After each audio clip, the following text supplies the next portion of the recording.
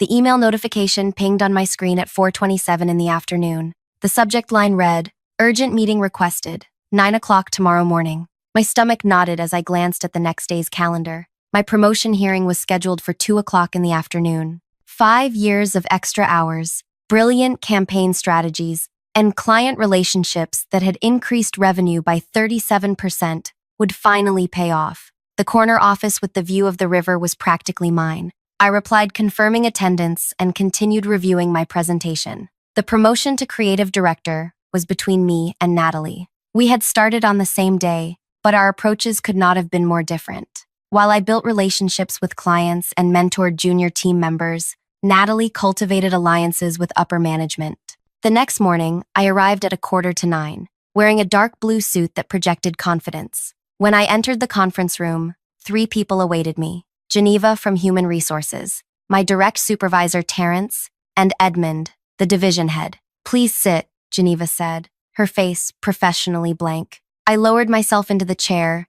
noting how they'd positioned themselves across the table, a united front. "There's been a serious complaint against you," Geneva began, sliding a folder toward me. "According to multiple reports, you've been secretly working for a competitor while employed here." My mind went blank. "What?" "Several team members claim you've been undermining projects to benefit another company," Terrence continued, not meeting my eyes. "Specifically, passing sensitive information to Coastal Strategies." I stared at them. "That's absolutely false. We have testimonies from 3 staff members," Edmund said firmly. "This is extremely serious. This will go on your permanent record." The accusation was so outlandish I almost laughed. Tomorrow was my promotion hearing, and suddenly I was accused of corporate espionage. It wasn't coincidental. "Who made these claims?" I asked, already suspecting. "That's confidential," Geneva replied. I reached into my bag and placed a small wooden box on the table between us. It was palm-sized, made of carved walnut with a tiny brass latch. "Before you file that, you should see this." Geneva glanced at Edmund, who nodded. She opened the box, and confusion crossed her face. Inside was a single silk butterfly, handcrafted, brilliantly blue, with delicate wings spread wide. The room fell silent. "What exactly are we looking at?" Edmund asked. I leaned forward. "That butterfly represents everything you need to know about these accusations." Their eyes locked on me as I took a breath, ready to explain how I'd uncovered something far worse than they could imagine. "Hey there, it's me, Quinn. I know you're probably wondering what that butterfly means and how it connects to these crazy accusations. Trust me, it's about to get intense. If you're enjoying this story already, hit the like button so I know to keep going. Drop a comment with your own workplace nightmare. We've all had them. And if you want to hear more stories like this, subscribe to the channel. Now, let's get back to that meeting room, where 3 people were about to learn they'd made a terrible mistake. My name is Quinn Alder, 32 years old and known around the office for 3 things: my photographic memory, my inability to back down from a challenge,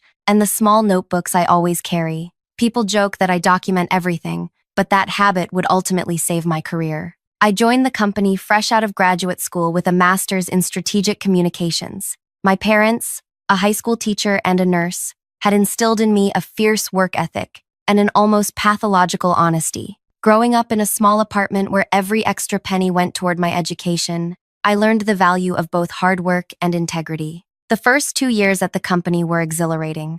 I climbed from junior strategist to team lead by securing major clients and introducing innovative campaign approaches. By year 3, I was managing my own team and had caught the attention of senior leadership. That's when I first crossed paths with Natalie Breyer. Natalie transferred from the West Coast office with glowing recommendations and immediately positioned herself as my competition. Where I built my reputation on results, Natalie built hers on perception. She was brilliant at taking partial credit for successful projects and distancing herself from failures. "Quinn is so detailed-oriented," she'd say in meetings. "Sometimes I worry she gets lost in the minutia while missing the bigger strategic picture." Her subtle undermining was masterful. She'd praise me publicly while planting seeds of doubt about my abilities. Terrence became our supervisor during my 4th year. He had a reputation for playing favorites, and Natalie quickly became his golden employee. They shared lunches, inside jokes, and seemingly had meetings I wasn't invited to. 6 months ago, the creative director position opened up. Both Natalie and I applied. The selection process included client feedback, team evaluations, and a final presentation to the leadership team. I spent weeks preparing my presentation, analyzing 5 years of campaigns, identifying patterns in successful strategies, and developing a 3-year vision for the creative department. 2 weeks before the presentation, strange things started happening. First, a major client called, confused about why we'd suddenly changed direction on their campaign.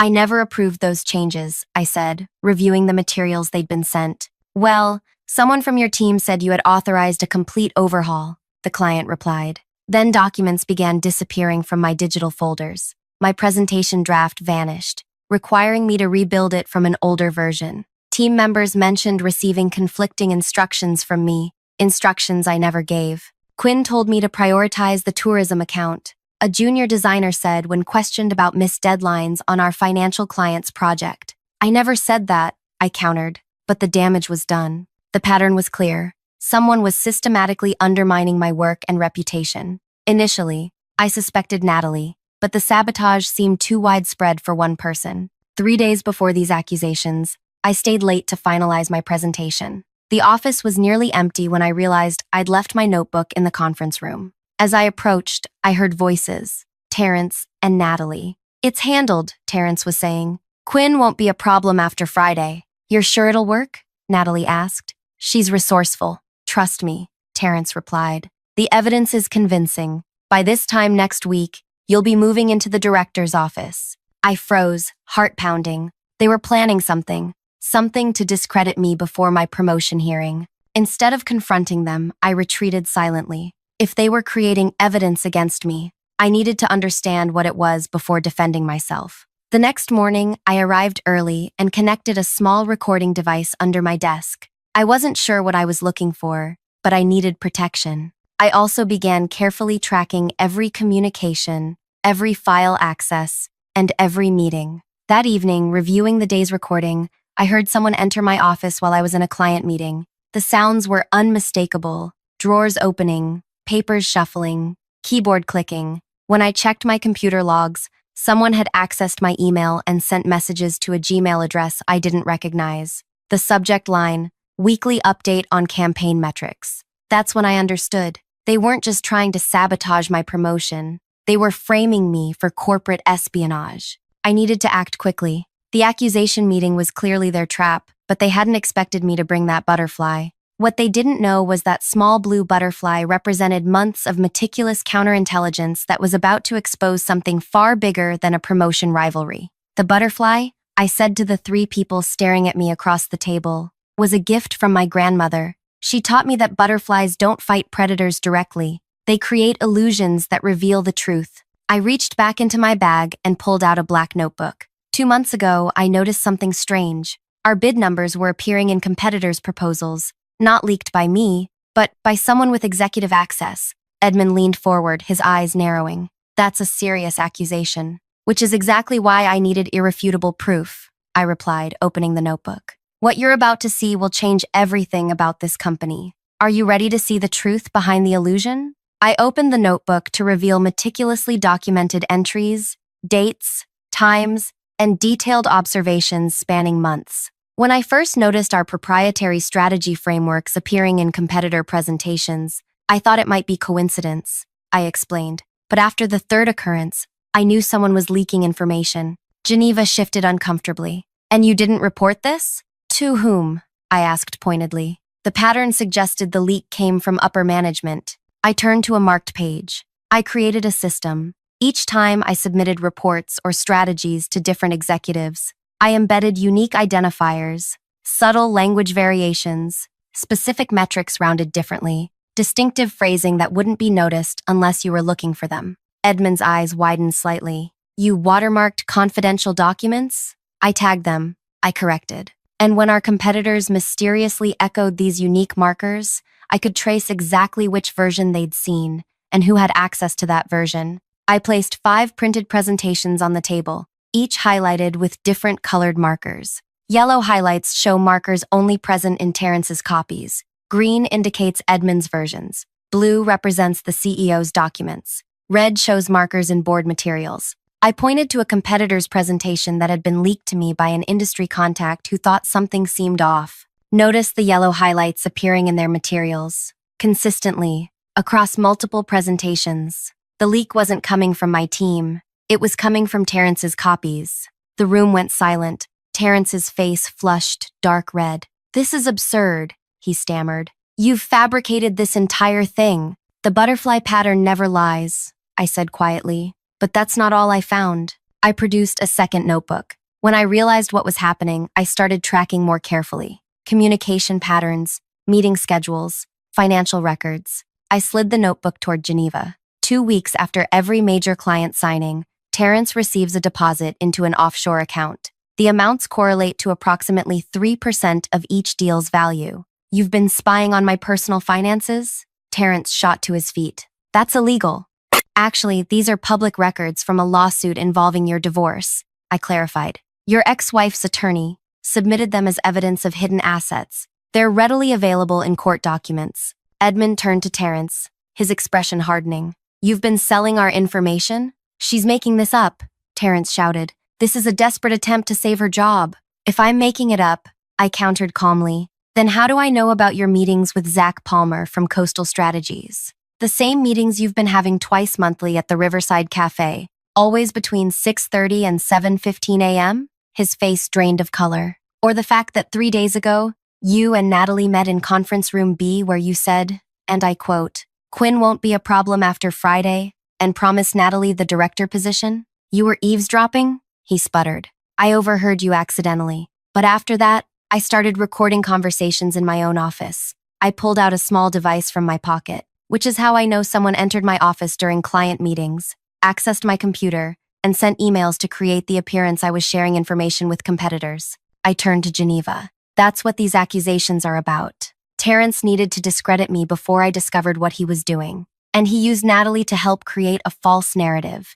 Edmund's jaw tightened. "These are extraordinary claims, with extraordinary evidence," I replied, pulling out a flash drive. "This contains all the documentation, the tagged documents, the pattern of leaks, the email logs showing access to my account when I was in client meetings that Terrence himself scheduled." Geneva took the drive hesitantly. "If this is true?" "It gets worse," I interrupted. "Natalie wasn't Terrence's first accomplice. Over the past 2 years, 5 women in senior positions were pushed out after similar misconduct accusations. All were competing for promotions against candidates Terrence favored. I placed printed HR records on the table, records I'd quietly gathered from sympathetic colleagues in human resources who had also noticed the pattern. Amira Chen, Destiny Williams, Josephine Rodriguez, Krista Parks, and Ella Thompson, all accused of ethical violations right before promotion decisions, all pushed out, all replaced by people who now report directly to Terrence, expanding his influence throughout the company.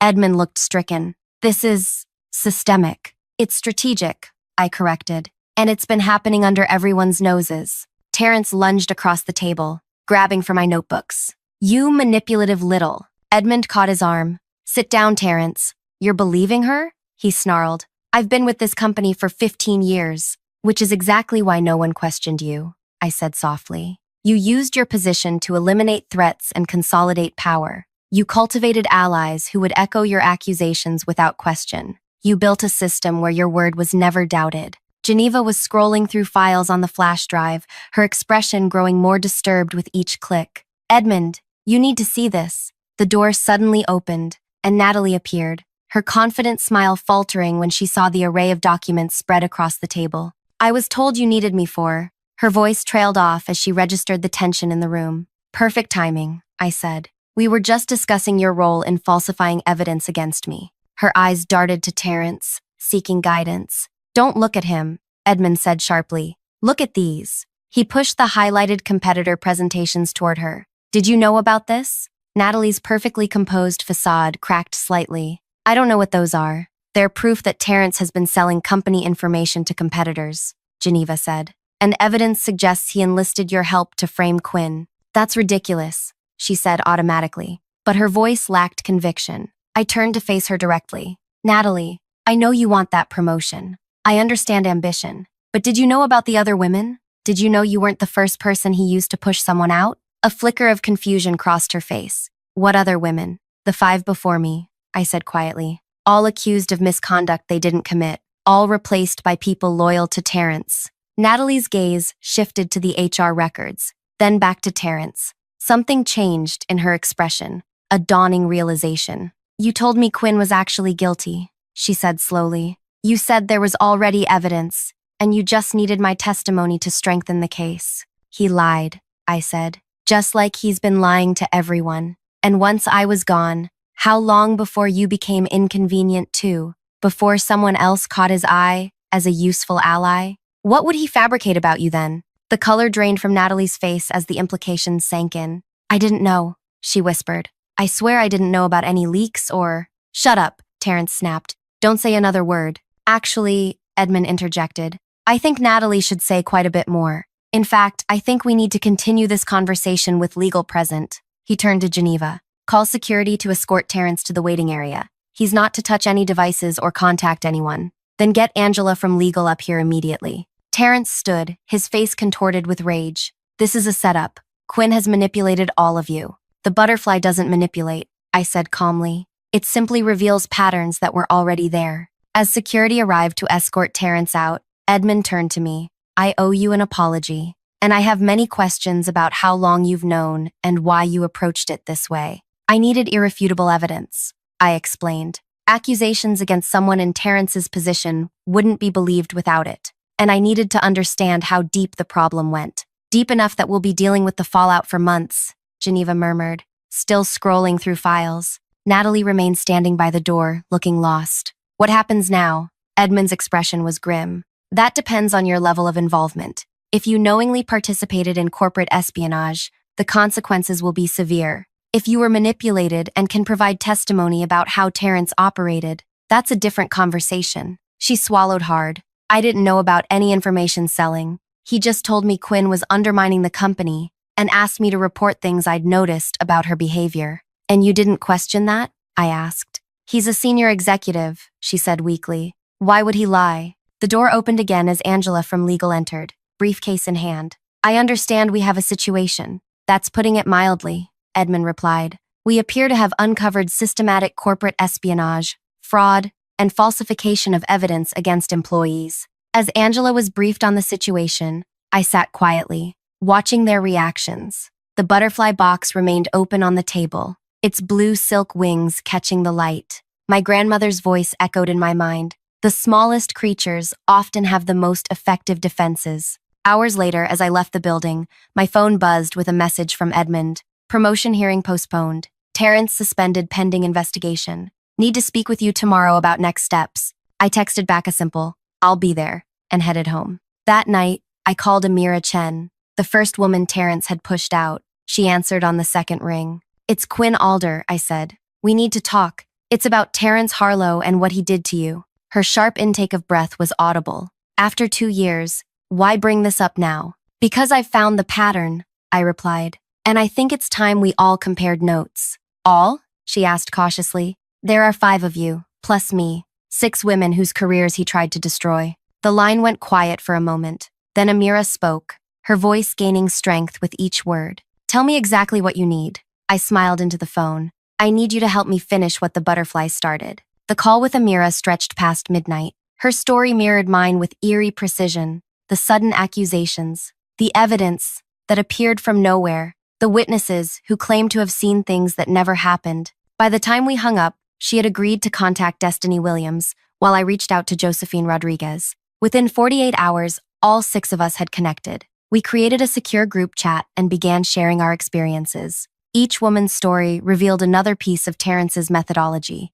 how he identified targets, cultivated allies, fabricated evidence, and systematically removed anyone he couldn't control. "He waits until you're about to succeed," Krista explained during our first video call. "My accusation came 3 days before I was supposed to present a new client strategy that would have doubled my department's revenue." "Same pattern," Ella nodded. "He strikes when you're most visible. When pushing you out will create the biggest cautionary tale for others." Josephine, who had left the company 8 months ago, leaned closer to her camera. "The question is, what do we do with this information? Quinn still works there. The rest of us have moved on." "Have we?" Destiny challenged. "I took a position with less responsibility and lower pay because my reputation was damaged. I'm still rebuilding what he took from me." I listened to these brilliant women describe how Terrence had derailed their careers. Studying their expressions as anger gave way to determination. They weren't broken, just redirected, like water finding new channels after a dam is built. I have a proposal,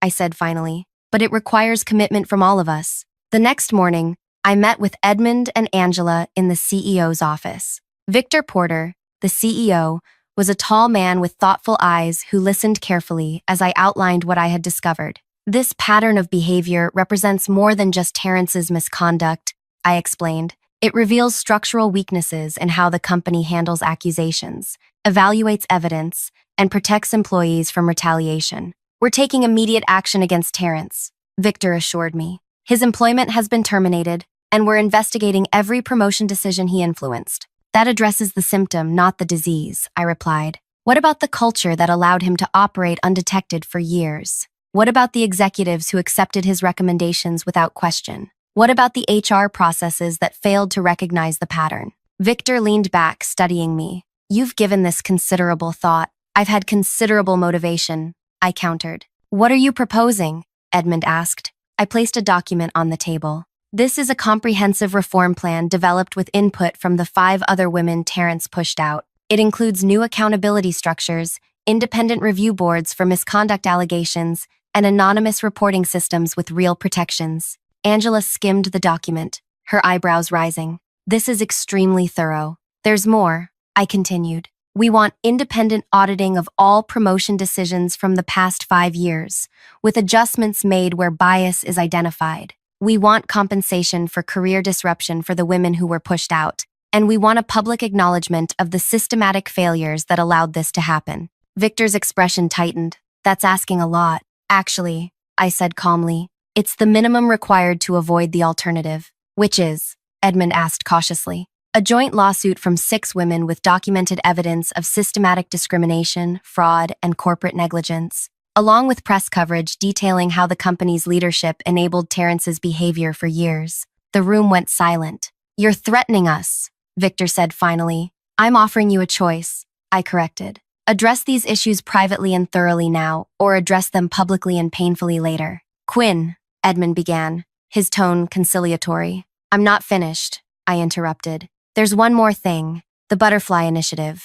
The what? Victor asked. I handed him another document, a new company division focused on ethical business practices and workplace culture, headed by the 6 women who experienced Terrence's tactics firsthand. We know exactly where the vulnerabilities are because we lived them. You want us to create an entire division for you? Angela asked incredulously. We want you to invest in fixing what's broken, I clarified, with the people who understand the breakage best. Victor thumbed through the proposal. This would require significant resources. Consider the cost of not doing it, I replied. Continued talent loss, potential legal exposure, reputation damage. I need time to review this, Victor said. Of course, I agreed. You have until Monday. His head snapped up. 3 days? 3 days, I confirmed. The others are waiting for my signal. If we don't have a preliminary agreement by Monday, we move forward with the lawsuit and media strategy. That's not how this works, Victor said, his voice hardening. You don't dictate terms to this company.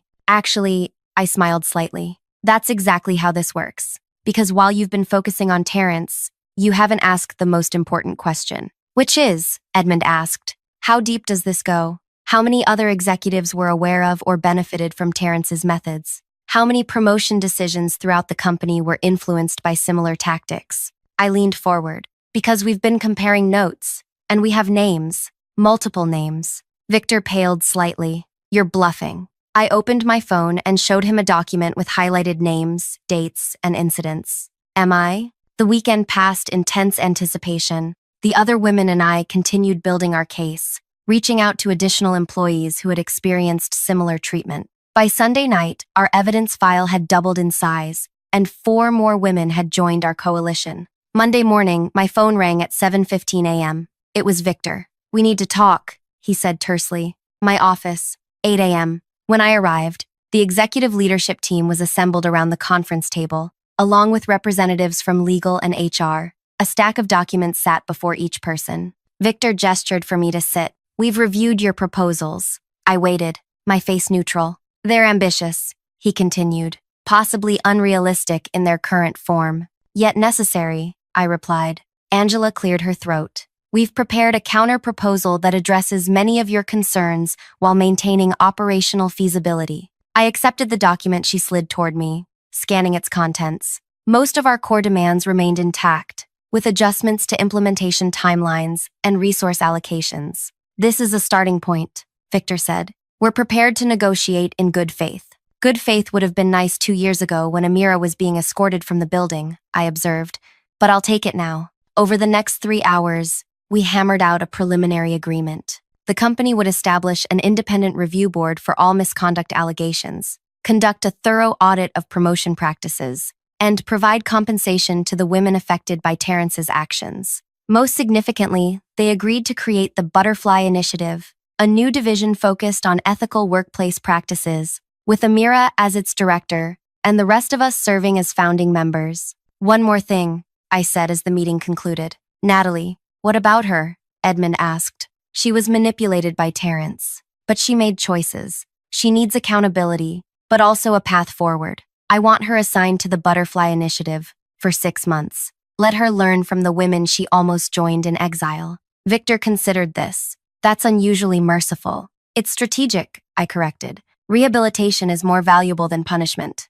She has potential if it's directed properly. 2 weeks later, I stood in a renovated office space, watching as Amira directed the placement of desks and equipment. Josephine was on a video call with HR, discussing new reporting protocols. Krista and Ella were reviewing applications from employees interested in joining the initiative. Destiny was sketching a logo, a blue butterfly emerging from darkness. Natalie entered hesitantly, carrying a small box of personal items. Her confident stride had diminished, but there was something more authentic in her manner now. Where should I set up? She asked quietly. Amira pointed to a desk near hers. You'll work directly with me for the first month. I want you involved in developing the anonymous reporting system. Natalie nodded, her expression solemn. Thank you for this opportunity. I know I don't deserve it. This isn't about deserving, I told her. It's about becoming. As she settled in, Edmund appeared in the doorway. The board approved the full budget this morning, he announced. The Butterfly Initiative is officially activated.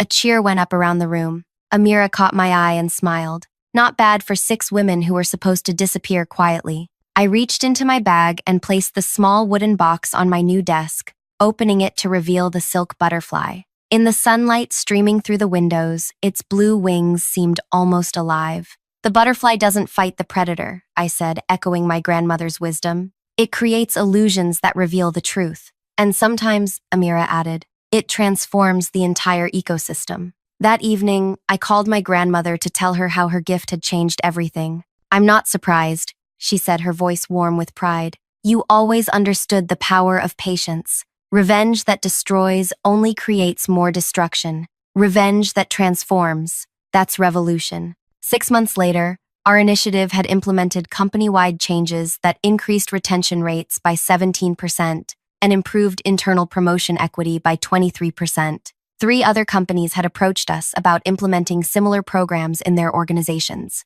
Terrence, meanwhile, had become unhireable in the industry. His attempts to minimize his actions had been undermined by thorough documentation that followed him to every interview. The last I heard, he was selling real estate in a small coastal town, far from the corporate world he once dominated. The ultimate revenge wasn't his downfall, though. It was the transformation of the system that enabled him. A transformation that turned his tactics into case studies on what not to do and elevated his victims into leaders of change. And that blue silk butterfly? It sits on my desk even now, a reminder that sometimes the most powerful response to predatory behavior isn't to fight directly, but to create something new from the experience. Hey, if this story resonated with you, please hit that like button and share it with someone who's facing their own workplace challenges. Have you ever stood up to someone who abused their power? Or maybe you've witnessed it happening? Drop a comment below with your story. Sometimes sharing these experiences helps others realize they're not alone. Subscribe if you want more stories about justice, transformation, and the quiet power of those who refuse to be silenced. Thanks for listening to Quinn's journey. Remember, every butterfly was once a caterpillar that endured darkness before spreading its wings.